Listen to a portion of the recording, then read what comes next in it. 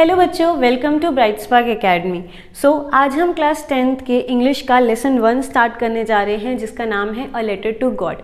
A letter to God एक ऐसी story है जो काल्पनिक है, यानी कि इसकी जो एंडिंग है वो आयरनिकल है, जो आपको कंफ्यूज कर देगी और थोड़ी सी सैड कर देगी कि ये क्या स्टोरी है। Let's start. बच्चों, ये जो स्टोरी है, ये स्टोरी स्टार्ट होती है एक घर से, जो कि पूरे वैली में इकलौता घर है, जिसका बाहर से व्यूज़ बहुत सुंदर है। ये घर है लेंचो का। लेंचो एक फार्मर है जो कि ऑक्स की तरह काम करता है अपने फील्ड में। उसके साथ साथ उसके जो बड़े बच्चे हैं वो भी फील्ड में काम कर रहे होते हैं। ठीक है, तो जो इस बार लेंचो है वो बहुत खुश होता है, वो अपने फील्ड को देख के बहुत हैप्पी होता है और वो वेट कर रहा होता है रेनफॉल का। उसको पता होता है कि अब उसके फील्ड में सिर्फ रेन का ही वेट है, यानी कि जब रेनफॉल होगा उसकी जो फील्ड है वो और अच्छी हो जाएगी, उसकी फसल और अच्छी हो जाएगी और इस साल वो बहुत अच्छा प्रॉफिट कमा पाएगा। वो अपनी वाइफ को देख के ये कह रहा होता है कि इस बार बहुत अच्छा फसल हमारा हुआ है, बस रेनफॉल अच्छी हो जाए तो हमको बहुत अच्छी प्रॉफिट होगी। तो ये दोनों देख रहे होते हैं, हस्बैंड वाइफ, लेंचो और उसकी वाइफ देख रहे होते हैं और बहुत खुश हो रहे होते हैं और अंदर से ये होप रखे हुए होते हैं कि इस बार उनकी फील्ड बहुत अच्छी होगी। इतने में ही लेंचो की वाइफ सबको घर में वापस बुलाती है। उसके छोटे बच्चे जो बाहर खेल रहे होते हैं, जो बड़े बच्चे फील्ड में काम कर रहे होते हैं, उनको वो घर में बुलाती है और बोलती है खाने का टाइम हो गया है। लेंचो अपने घर की खिड़की से बाहर देख रहा होता है और जो उसकी एक्सपेक्टेशन है वो रियलिटी में कन्वर्ट होने वाली होती है।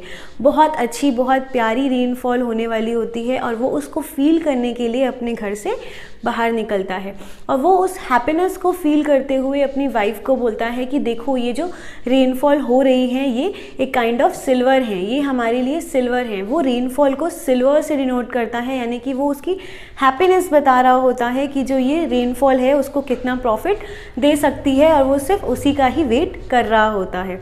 तो वो अपनी वाइफ को हैप्पीली हंसते हुए कहता है कि ये जो छोटी छोटी ड्रॉपलेट्स हैं ये 50 पेसोज हैं। बच्चों, पेसोज यहाँ पे एक काइंड ऑफ करेंसी को बताया गया है स्टोरी में। पेसोज मतलब है करेंसी, वहाँ की करेंसी। जैसे अपने यहाँ पे करेंसीज है ना, रुपीज़, वैसे ही वहाँ पे 50 पेसोज यानी कि पेसोज मतलब करेंसी को बताया गया है। तो वो अपनी वाइफ को खुश होकर बोल रहा होता है कि देखो, ये जो छोटी छोटी ड्रॉपलेट्स हैं ये 50 पेसोज हैं और जो बड़ी बड़ी ड्रॉपलेट्स हो रही हैं वो 100 पेसोज हैं।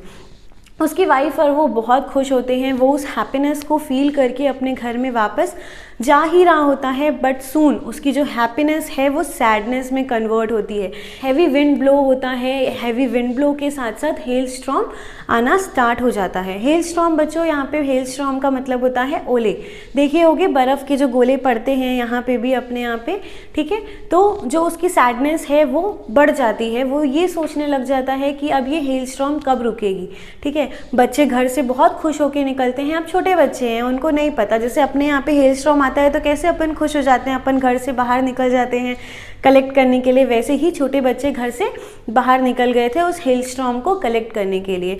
बट लेंचो मन ही मन सोच रहा होता है कि ये हेल स्टॉर्म जल्दी ही रुक जाए, बट ऐसा नहीं होता है। वो हेल स्टॉर्म पूरे 1 आवर्स तक हो रही होती हैं और वो हेल स्टॉर्म पूरे फील्ड को बर्बाद कर देती हैं। सून जो उनका पूरा फील्ड है, वो पूरा वैली है, वो पूरा हेल स्टॉर्म से कवर हो जाता है। यहाँ पे स्टोरी में वो जो कवर है, हेल स्टॉर्म का कवर है, उसको ब्लैंकेट ऑफ सॉल्ट भी कहा गया है, यानी कि सॉल्ट की एक परत जम जाना।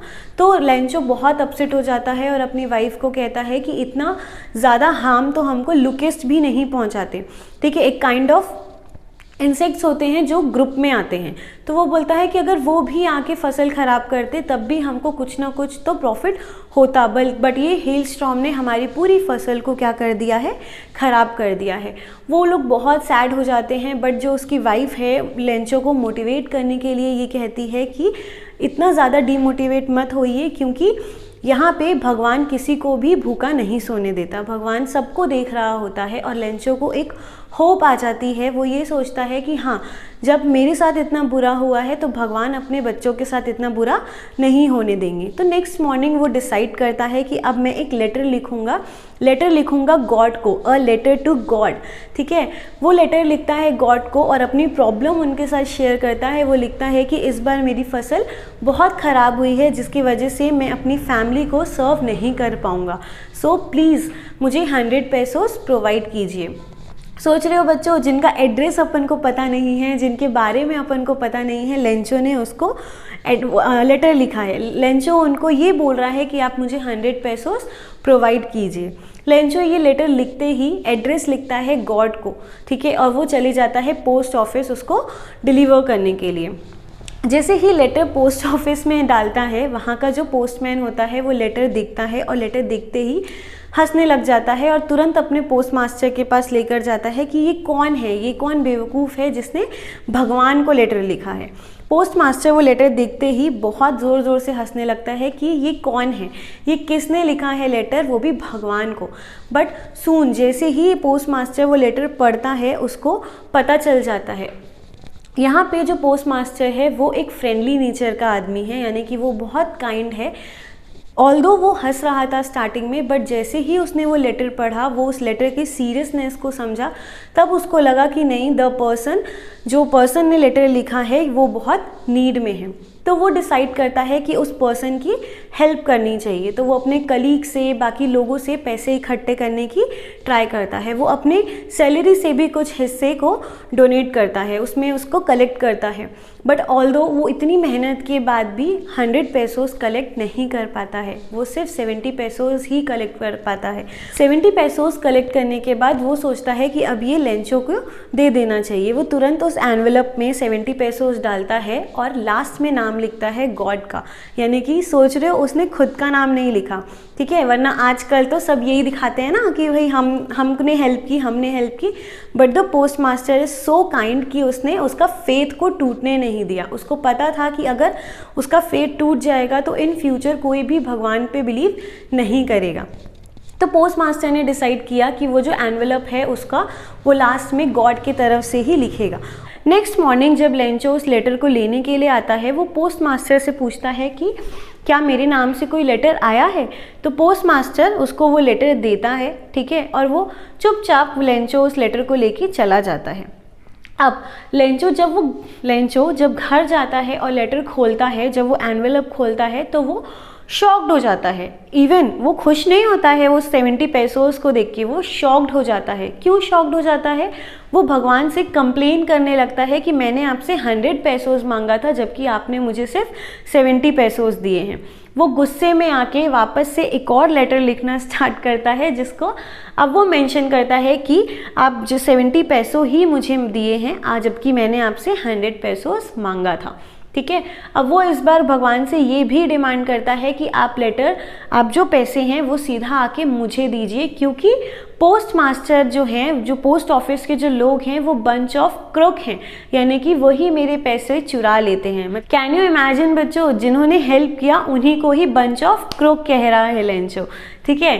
तो यहाँ पे वो वापस से लेटर लिखता है और जाके पोस्ट कर देता है। पोस्ट मास्टर बहुत एक्साइटमेंट में वो लेटर खोलता है, उसको लगता है कि थैंकफुल वाला लेटर होगा, बट जो पोस्ट मास्टर है वो लेटर पढ़ के शॉक्ड हो जाता है और यहीं पे हमारी जो स्टोरी है वो ख़त्म हो जाती है। सो इस स्टोरी से आपको क्या सीख मिली बच्चों, क्या मोरल मिला, please comment me down and we will meet you soon. Bye.